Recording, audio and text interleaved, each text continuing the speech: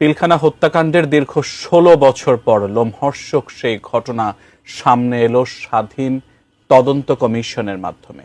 একই সঙ্গে এই প্রতিবেদনে উঠে এসেছে স্পর্শকাতর অনেক অজানা তথ্য।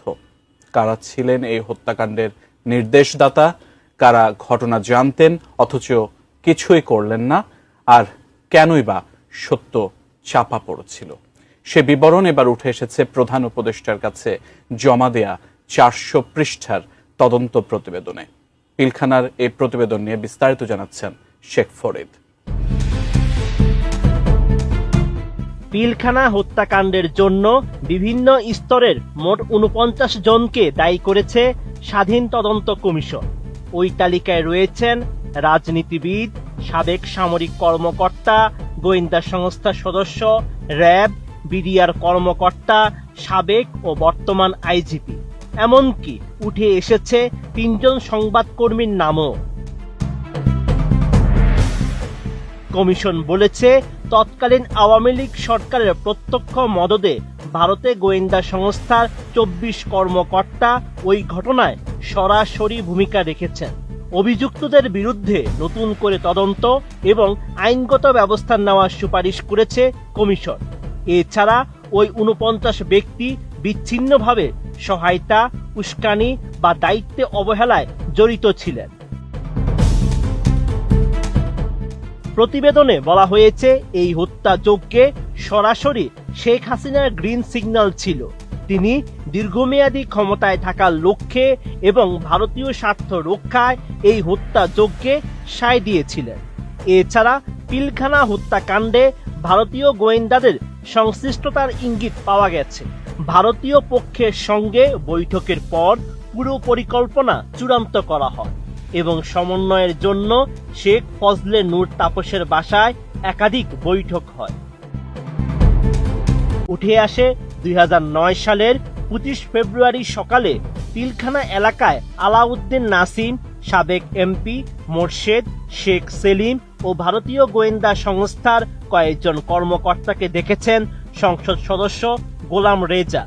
বিদ্রোহ শুরুর পর ক্যাপ্টেন তানভীর হায়দার নূর স্ত্রীকে পিলখানা ভারতীয় এনএসজি সদস্যদের উপস্থিতির কথা জানান। পরে তার স্ত্রী তাসনুভা মাহা জানান, তিনি বিডিআরের পোশাক পরা ৩ জনকে হিন্দিতে গালাগাল করতে শোনেন।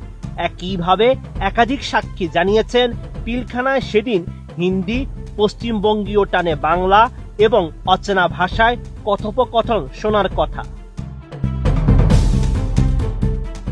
এছাড়া সেদিন জাহাঙ্গীর কবির নানক ও মির্জা আজম সাদা পতাকা নিয়ে ভেতরে গিয়ে আবার বেরিয়েও এসেছেন। তারা বাইরে এসে সত্য চেপে গেছেন বলেও তদন্তে দাবি করা হয়। তাদের বিরুদ্ধে পিলখানার ভেতরে অ্যাম্বুলেন্স পাঠিয়ে হত্যাকারীদের পালাতে সহায়তা, লাশ গুম, লুটপাট, প্রহসনমূলক অস্ত্র সমর্পণ সহ ১৩টি অভিযোগ আনা হয়েছে।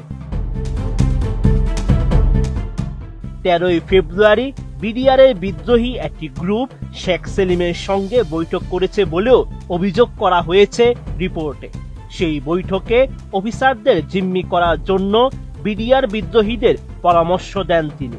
সাবেক এমপি আসাদুজ্জামান নূরের বিরুদ্ধে সামরিক অভিযান পরিচালনায় বাধাগ্রস্ত করা এবং তৎকালীন স্বরাষ্ট্র প্রতিমন্ত্রী তানজিব আহমেদ সোহেল তাজের বিষয়ে দায়িত্ব জ্ঞানহীনতার অভিযোগ আনা হয়েছে।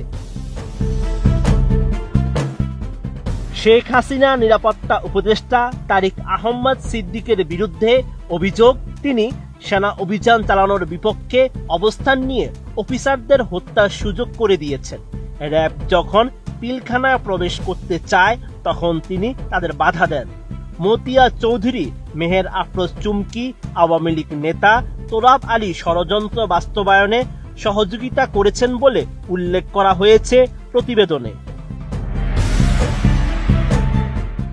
তদন্ত প্রতিবেদনে আরো বলা হয়েছে, বিদ্রোহ শুরুর পরপরই DG BDR major general Shakil Ahmed Sheikh হাসিনাকে ফোন করে উদ্ধার অভিযানের অনুমতি চেয়েছিলেন।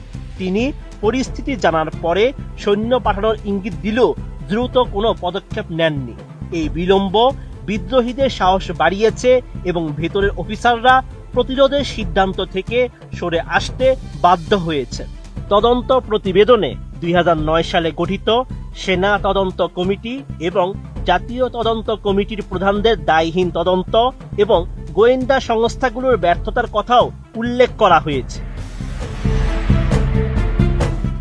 পিলখানা হত্যাকাণ্ড চলাকালে গণমাধ্যমের ভূমিকা নিয়েও গুরুতর প্রশ্ন তুলেছে তদন্ত কমিশন।